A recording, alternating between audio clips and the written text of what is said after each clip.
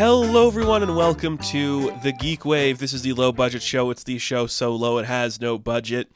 And as we reach the end of 2024, we are just going to do like a recap on the current state of comic book movies. I kind of want to talk about it in relation to the big three companies and some news that just dropped about all of them. What are the big three companies, you might ask? We have Marvel Studios, DC Studios, and the Sony Picture Universe of Marvel characters, or whatever it's called. Sony Marvel movies of characters unrelated to the Marvel Cinematic Universe, or whatever. I don't know. This just seemed like an easy topic for the end of the year, and I don't talk a lot about this stuff on the channel anymore. And there's good reason for that. A lot of it just became, I wasn't having fun talking about it. It felt more like homework. It felt more like a chore to be like, the first person to say something in this sort of manner or whatever.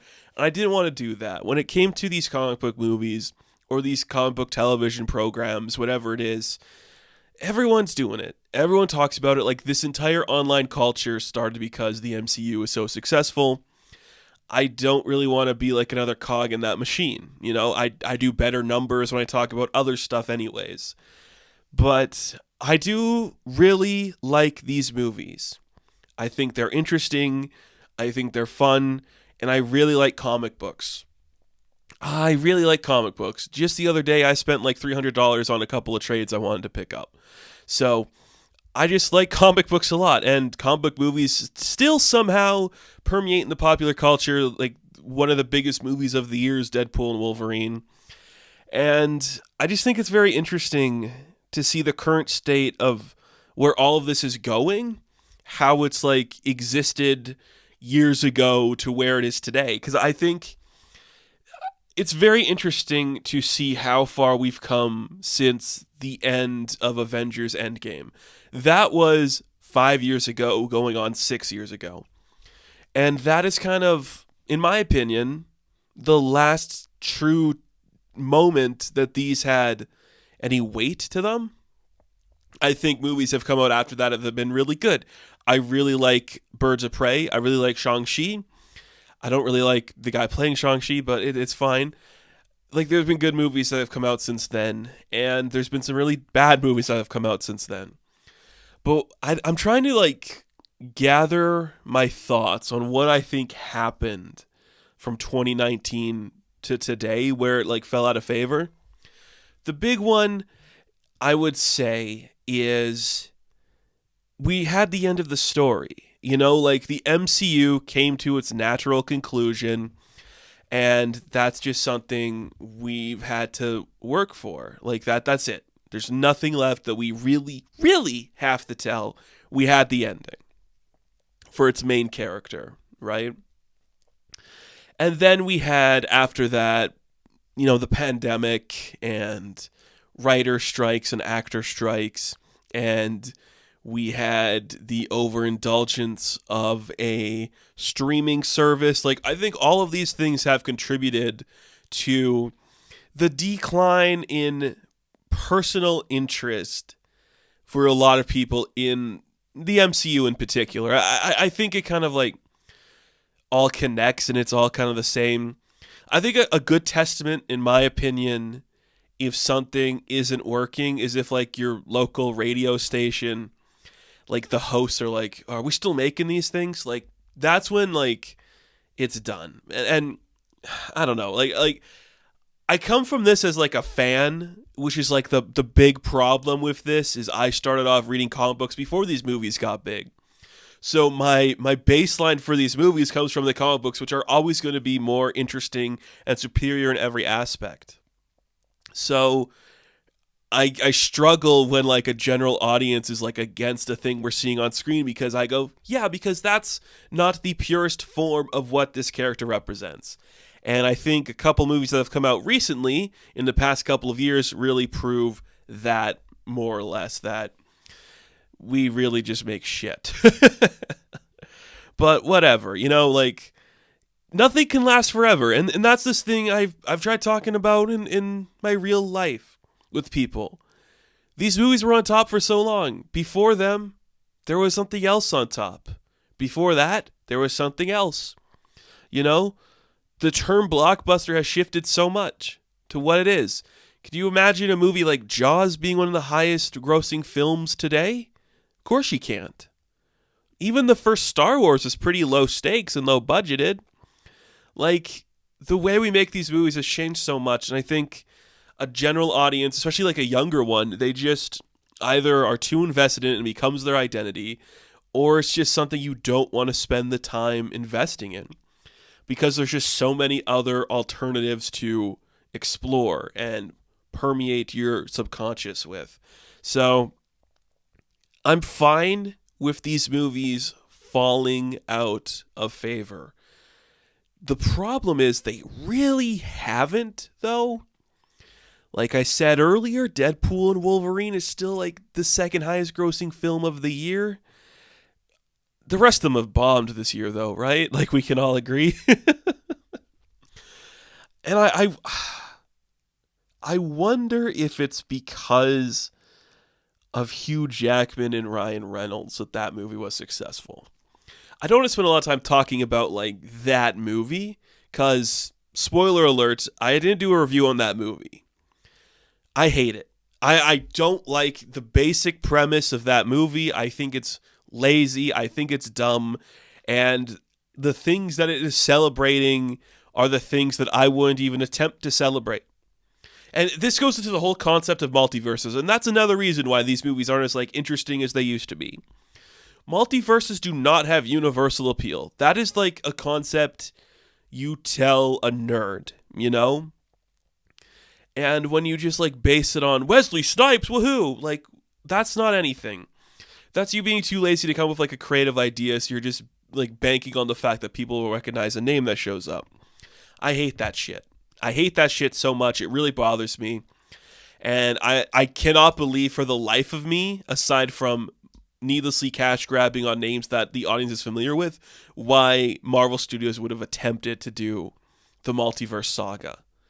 The Infinity Saga, here, okay, you know how I was just talking about like the DJs on like your like radio station and the host there just like talking about movies? A good way to tell if like your character or your villain is working is getting like your mom to like explain it. If she can explain it, you have universal appeal. Thanos is an alien who has to collect a certain stone or a gem, and then he can like destroy half the universe. That's easy to explain. You don't have to know what part of the universe he's from, what the name of the stones are that he has to collect, or the name of the gauntlet he has to get. An alien has to get a glove and get gems for the glove, and he can take over the world. Easy to explain. Try explaining Kang the Conqueror to a normal person. You know, it's not easy to do. So he was stuck in the quantum realm, but that's only one version of him because there's multiple iterations throughout time and space, because at the end of like all time, there's He Who Remains, which is another version of him who has lived long enough to see it all. And you're like, whoa, okay, slow down. Loki is successful because that's a show for nerds. It's not a show you show like mom or pa who don't know what's going on. So like that's going to fail to begin with, which is why you fall back on bringing in the old names. Which I guess that's where we'll start with first. We'll go to the Marvel Studios stuff, which is honestly probably the least excited I've been for something in a very long time. So I want to talk about this because it's been pretty much announced. Like, it hasn't been confirmed by the actor, but pretty much like reliable sources have said that Chris Evans will be making his return in Avengers Doomsday. What does that mean exactly? It could be he's playing multiple iterations of a Steve Rogers character, or Hydra Cap, Nomad. Who gives a shit? I know why he comes back. Red One did not do good. You haven't made a really interesting movie in a while. I know Chris Evans is working on the Celine Song movie, and that's really exciting. Like, I want him to go back to that state of mind so he can make movies like that again. But he hasn't found his footing outside of this universe. RDJ won an Oscar. You know, people are giving critical acclaim to Chris Hemsworth in Furiosa. Now, he's still in the universe, so it's not the same thing. But yeah, of course you're going to fall back on the thing that made you money. You just got married recently to a girl that's a little bit younger than you. I'm sure you need some money now. Look, that's not a comment on like a marriage or anything. I just see it as like, yeah, you want the win. You want people to like you again, you know? And I get it. I get it. You have to go back to the tricks that work for you. It's why the Russo brothers came back. Nobody wants to see a non-Avengers Russo brother movie because nobody cares about these guys. Some people are just built to play in the toy box of something else. James Gunn is a perfect example of that. He's really good at playing in the toy box, but bringing his own flair. What's the Russo brothers' flair? Exactly. There isn't one. So the Russo brothers wanting their key figures to come back, that makes sense to me. Now, nothing about Chris Evans returning makes me go, oh my God, finally, we're going to do like a cool idea. There is something about taking the original 6 Avengers and doing evil versions of them for the new Avengers to fight. That's the kind of idea you would see in like a children's cartoon, which the Avengers essentially are. But when you're making like a 4-quadrant multi-billion-dollar blockbuster, it's kind of divorce of any unique idea. And I should stop trying to find like hope that my blockbuster is going to mean something, because why would it? Why would a blockbuster made to please everybody make me feel something? It's exactly why I'm scared for Brave New World, because they've had multiple reshoots, they've had multiple different cuts of the movie. What happened to like artistic integrity in making something and then letting it be judged for what it's going to be like when it comes out by mass appeal? Which is how most comic books are, you know? Once a comic book is like set, you can't really change it. What you can do is change later printings, which is what should be the case. When you're doing something based on a comic book that is literally like inked in ink, it's stuck there for you to see. That should be the case for the movies too. I don't know. Maybe I'm just annoyed by it. So let's just talk about like the upcoming slate for the Marvel Cinematic Universe for a minute. Because in 2024, they had one movie come out. I didn't like it. That movie was not made for me. I completely understand that. They had Echo and Agatha come out this year. Was there another one? I can't remember. Echo's good. Like, Echo's fine. I'm nothing against Echo. Agatha, I just didn't have the patience. I think it's really cool that show found its audience, and that's the kind of thing that the movies can't do, is like let people find its audience. It has to be appealing for everybody. But Agatha's like, no, we're for specific people, and it's good. We have a low budget. It works. Awesome. Good stuff there. On the movie side of things, Brave New World comes out in a couple of months. I'm tempted to talk about it. So leading into like pretty much like the whole topic of this, I think I want to start talking about comic book movies again in 2025 because we're getting Superman. We could be getting a Spawn movie soon. You know, like things are getting interesting again. And to start it off with like a Captain America movie that has been reshot and re-edited to shit, I don't know if that's a good vibe. That movie looks very unappealing. And I hope it's good, but it does not look good, and that's the problem. Same with Thunderbolts. I think that movie could be unique. I'm worried, like, just the basic idea that it has a tone to Winter Soldier is going to make people think it's more serious than it is. Thunderbolts should be fun. It doesn't need to be a serious espionage thriller. That is never the case for the Thunderbolts. They are not the Suicide Squad. They are not the Secret Six. They are loud assholes. That's what the key iteration should be. But this is just a team of the other characters we had to put somewhere. I have no idea what Fantastic Four is going to look like. I don't think it's going to be good. If I'm being completely honest, I don't like anything I've seen really aside from the casting, and that only goes so far. Futuristic aesthetic that's going to set up certain things, that means nothing to me. I don't really care about any of that. And then After that, the next one is Avengers Doomsday. And I'm like, holy fuck. Really? We're going to go to Doomsday from there? Where's the buildup? Which is the whole point of Infinity War coming out, is we had buildup. And this is just nothing. It's a train wreck. It's a travesty, which is okay. Because one of the things I love to explain to people is that every single decade, either Marvel or DC is on top. One of them is always doing a little bit better than the other one. Like just this year alone, the launch of the Ultimate Universe lead into the launch of the Absolute Universe. You know, like they are taking turns seeing who's sticking with what. They are both in great places right now in terms of the comic books. Like books have never been better except for like Spider-Man and Batman. Like the main titles are bad, but everything else is really cool and good. And in terms of the movies, yeah, one of them's always going to be doing better than the other one. You know, no MCU movie compares to the Christopher Reeve movie. Okay? Tim Burton made Batmans, and then we had the Sam Raimi Spider-Man movies. And then we had the Christopher Nolan Dark Knight movies. And then we had the MCU start. And then we had some failed attempts of Zack Snyder to do stuff. And now it's just taking a little bit longer. We are seeing kind of like the shift in dynamic to who is taking the top reins in terms of comic book filmmaking.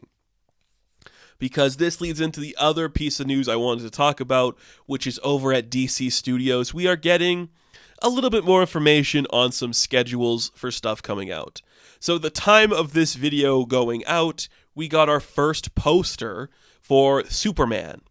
It simply says, look up, and we're getting like a hopeful, compassionate iteration of this character in a movie in 2025. I genuinely never thought it would happen. I didn't. I genuinely thought we would be stuck with the Snyder shit forever, because that is just what people wanted. People want Omni-Man and Homelander and just the shittiest interpretations of Superman. But it is so nice that as soon as these movies stop being like the coolest thing in the world, where suddenly they're just like not interesting. Quantumania, who cares? We had a Black Panther too. No one's talking about it. Suddenly, from the ashes of a fallen franchise struggling to maintain itself, relying on old directors and old writers and old actors to come back, we are seeing a new, fresh interpretation of Superman. The reason any of this is possible, that gives me so much hope. It makes me feel so good. It is so insane to me to say this, that a Superman movie is my most anticipated project coming out in 2025. I never thought I would say that, because DC has just burned me so much on their film side of things. But we are entering a brave new era, if you will. And it's so exciting to see that being possible. There is color. There is identity to it. It looks so interesting and intricate, and the kind of thing Marvel can't do. And that is just exist with purpose. Exist with purpose. That's the most amazing thing about this new DC Studios, is like nothing gets made unless it has purpose behind it.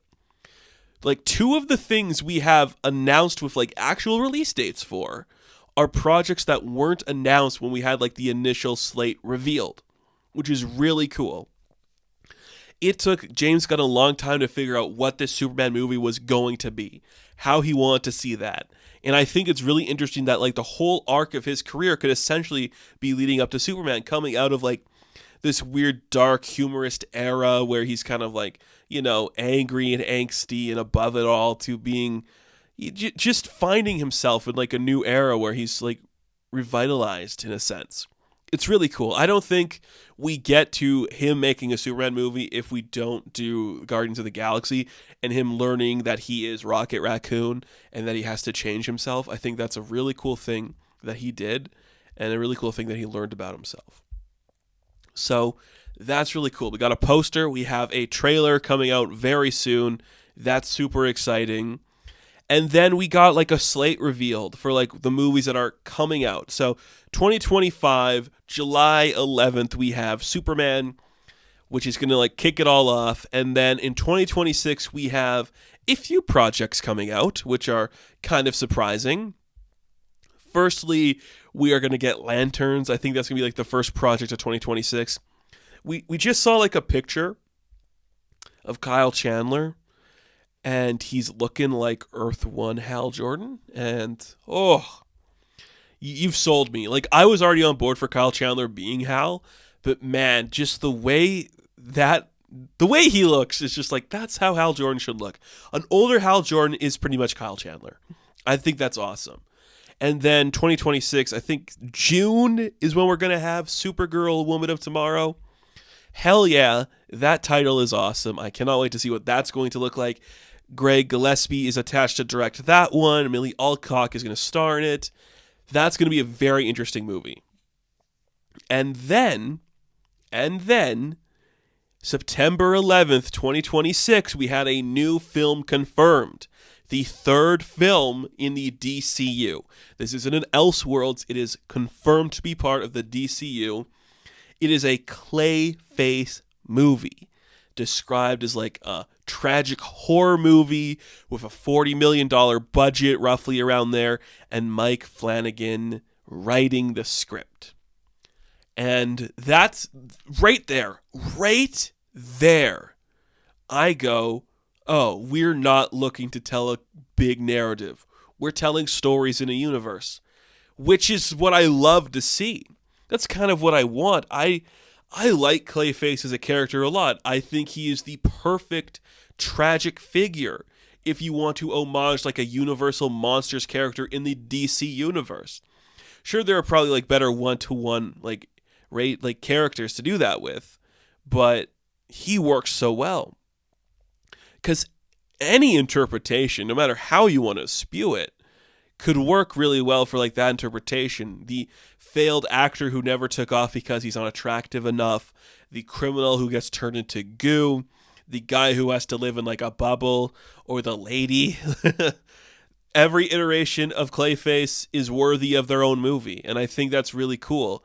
Mike Flanagan is such a good writer, and he knows how to make his character sympathetic very quickly and very interestingly. Now, so far, he's only doing the script.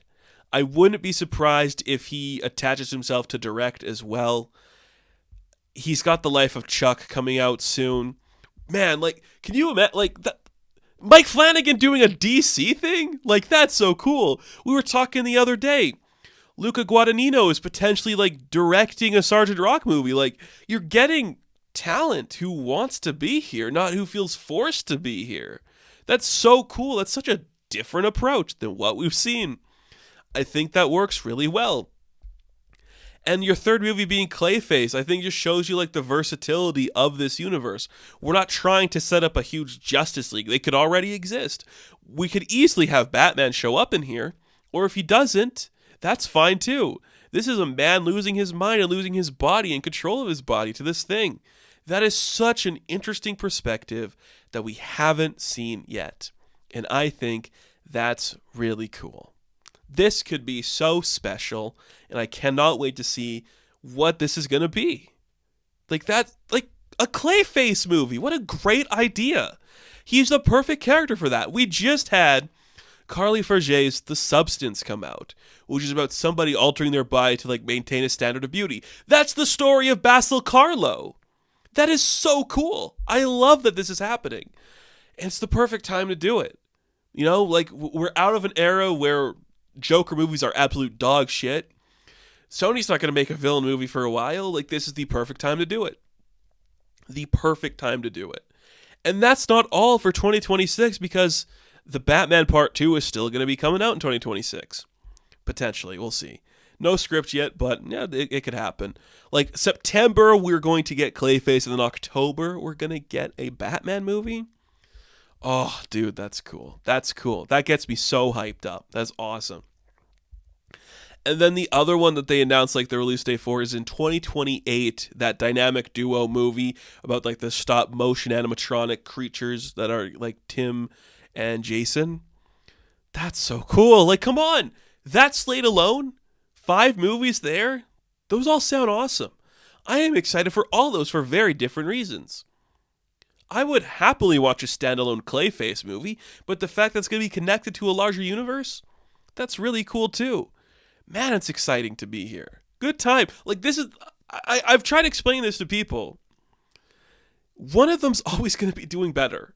And it's pretty cool that right now DC is garnering my excitement more than a Marvel thing. I like that feeling. It's about time. And in 20 years from now, when I'm in my 50s, maybe Marvel will be like back on top, rebooting all their characters in a better way. Maybe. It's exciting. It's really exciting. I love this stuff. I'm glad it's finally getting me excited about something in this universe, in these comic book movies. And to end things off about our state of the comic book movies in this year, let's talk about something that might be dying potentially. Everyone, take out your champagne glasses, pour yourself a nice bubbly, and let's talk about the Sony Pictures universe full of Marvel characters and movies that aren't connected to the MCU but might be. It doesn't matter. Nothing's ever connected until we drag Michael Keaton out of retirement and the stupid MCU to come here and do shit. Hey, Sony movies are dead, maybe. Woohoo!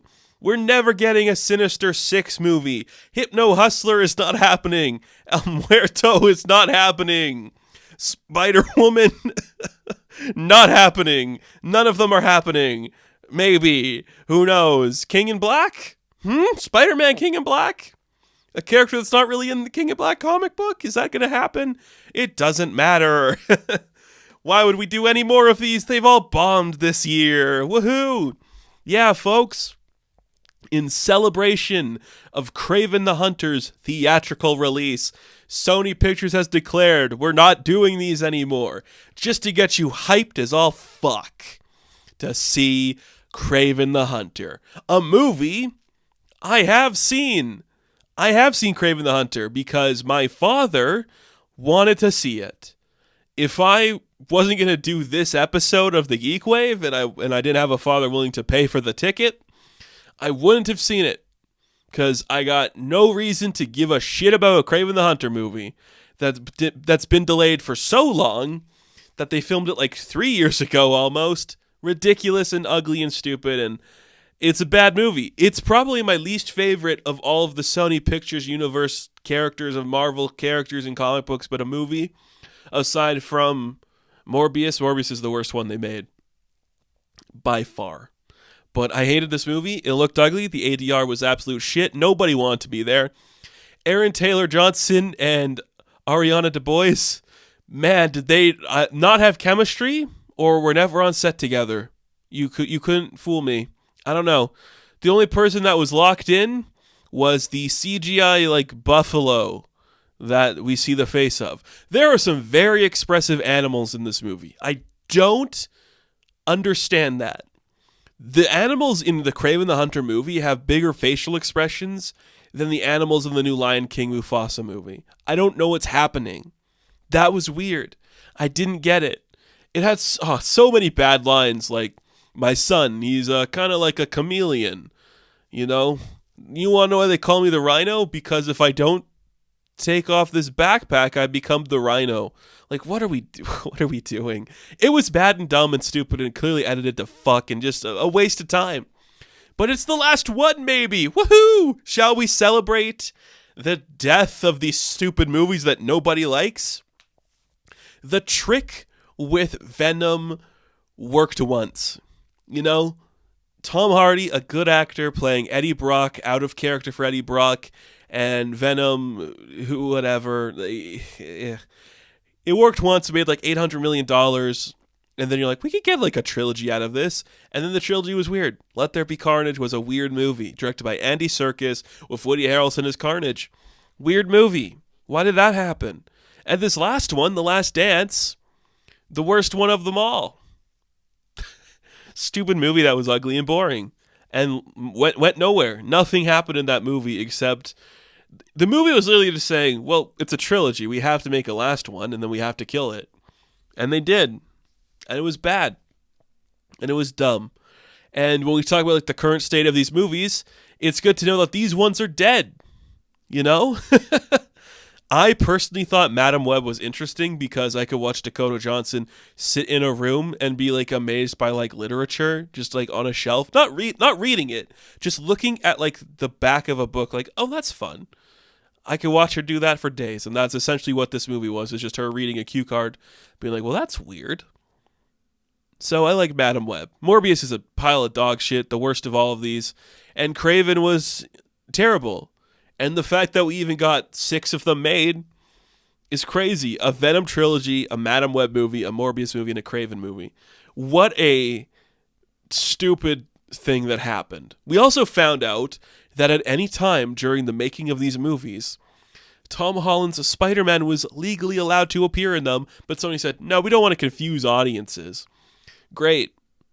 Thanks, Sony. You really saved us on that one. So, for the time being, at least for the time being, they're not going to make any more of these. Because they're a failed experiment, you know? It's like the DCEU. You really had an idea and it went nowhere and you actually didn't have an idea. You just want to, like, ride the coattails of a successful trend. Which happens. It happens. A lot of things happen in that capacity. But they failed, and now they're going to focus on Spider-Man-centric things, like Spider-Man 4, like Beyond the Spider-Verse, a movie that's never going to get made, and a Spider-Man Noir TV show at Amazon. So, don't be surprised if that's it for them.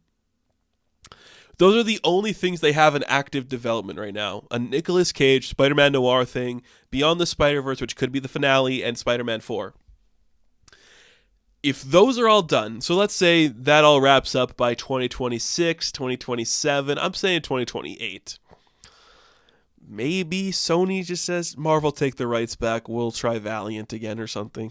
Like, I could see that being the case. Like, why keep trying? You know, you don't have the critical reception, you don't have the audience reception. Kraven made like 11 million domestic in its opening weekend. You're not winning anybody over. You had 6 attempts. 1 was successful. You have failed on every other account to try anything interesting. And I think actors are now fully aware that this is not the same thing as doing Iron Man. You didn't win. You failed. And even if you maintain the rights, I don't think you'll ever make another good movie that's live action. I'm very pessimistic about Spider-Man 4. I'm very worried it's actually going to be like the King in Black thing. I just don't know. I don't need all of the Spider-Men showing up again either. You want my honest opinion? Reboot Spider-Man. And you know what? Maybe that'll be like a video we do another day. Let's reboot Spider-Man again. I think Holland can stay over there, do the MCU thing. Let's do another trilogy of Spider-Man movies. How do we do it? We'll talk about it another day. But it's dead, folks. The Sony Pictures universe of Marvel characters and movies based on comic books that Sony bought in the 90s because of bankruptcy. It's dead. It's all dead, folks, for now. Forever. None of this is coming back. What have we become? So, to wrap everything up all together, what is the current state of comic book movies? What is it really becoming? I think it's an oversaturated market that has lost favor with a lot of general audiences, that is in vital need of a shot in the arm. And I think that shot in the arm could be a little film called Superman. I think the standard stuff is going to make its money. Avengers will make its money. And, you know, Batman will do fine. Spider-Man 4 will do fine. But to really revitalize, rejuvenate, bring us back to a state of like euphoric happiness, like Nirvana, where we're like, finally, this is what I've wanted. I think it could be Superman. If it's not Superman, then I think in 2028, when we get that dynamic duo puppeted movie, we are going to see this concept working in a way I've wanted it to for a long time. You're making stuff based on comic books. Comic books exist within an artistic expression. Art is all based on the story you are telling in a comic book. We have to start making our comic book movies stylized to the story we are telling. I don't want them all to look the same. If you're making a Superman movie, bright, colorful, hopeful, bubbly, shiny. If you're making a Clayface movie, dull, tragic, dark tones, and goo. Don't make it feel like it's in the same world. We know it is. That is the state of comic book movies. Christopher Evans is coming back. Why did I say Christopher Evans? Chris Evans is coming back. A Clayface movie is happening, and Kraven killed a franchise. He truly is the ultimate hunter, folks. And that is going to do it for this episode of the GeekWave. Thank you all for watching. Be sure to like and subscribe to the channel. As always, you can check me on Instagram, TikTok, and Twitter. And of course, I will catch you in the next one. Have fun. Stay safe. Good luck, folks. Good luck.